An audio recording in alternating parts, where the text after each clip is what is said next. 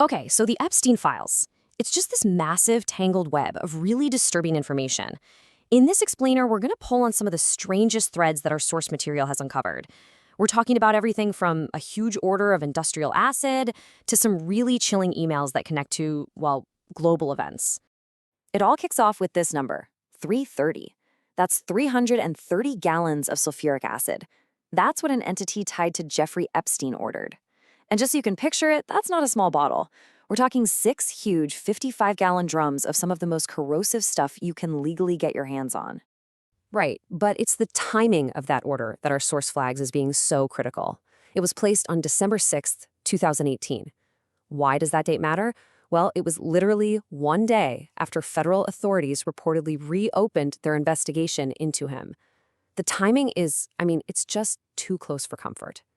So, yeah, that leads to the big question that the source really digs into. Why? Just why would any private citizen need an industrial amount of sulfuric acid delivered to a private island? It's not exactly something you add to your Amazon cart. Now, to be fair, the source material does go through the normal possibilities first. Could it be for some large-scale water treatment system, or maybe for maintaining a giant bank of batteries for the island's power? There are legitimate industrial uses, sure. But the real question is, do any of them really make sense in the context of a private luxury island? And that's exactly where the source pivots. It gets into the much darker possibilities. Because when criminal investigators see a purchase like this, their minds don't go to batteries. They think about things like destroying evidence. Or, even worse, it could point to intimidation or something far more violent. And this isn't just them guessing, The source material actually looks back at history. And this kind of thing has happened before. They point to several real criminal cases, like the acid bath murderer back in the 1940s, a guy who used sulfuric acid to literally dissolve his victims' bodies. Yeah, and the source speculates on a really crucial point here. If you're bringing some of the most powerful people in the world to a private island for what was allegedly happening there, you can't have witnesses just walking away. The old saying is true, right? Dead men tell no tales. The risk of someone talking would just be way too high. And right after that speculation, the source hits you with this. One of the most chilling pieces of evidence cited from the files, an actual email. And it just says it, right there in plain text, that 2 girls were murdered and buried on one of Epstein's properties on the orders of Jeffrey and Madam G. It even says how, strangulation. And if that wasn't horrifying enough, the source material points out another really disturbing detail about the island. There was a fully equipped dentist's office there. And the speculation presented is just awful, that it could have been used to pull victims' teeth. First, to stop them from biting during an assault, and second, to remove their dental records, which is one of the main ways you'd identify a body.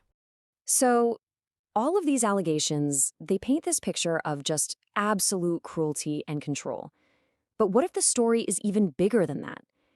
This is where the source material uncovers a whole other thread, one that kind of zooms out from these terrible personal crimes to a potential connection with global public health. Yup. This part of the story is centered around another email. This one is from March 20th, 2015, and the subject line is just blunt, preparing for pandemics.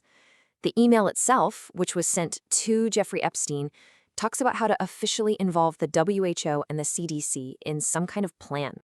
On its own, an email like that is weird, really weird. But it's the context that makes it so jarring. The source material puts this email on a timeline right next to another huge event that was happening at almost the exact same moment. And that event was that now infamous TED Talk by Bill Gates. The title was "The Next Outbreak, We're Not Ready." He gave that talk on April 3rd, 2015.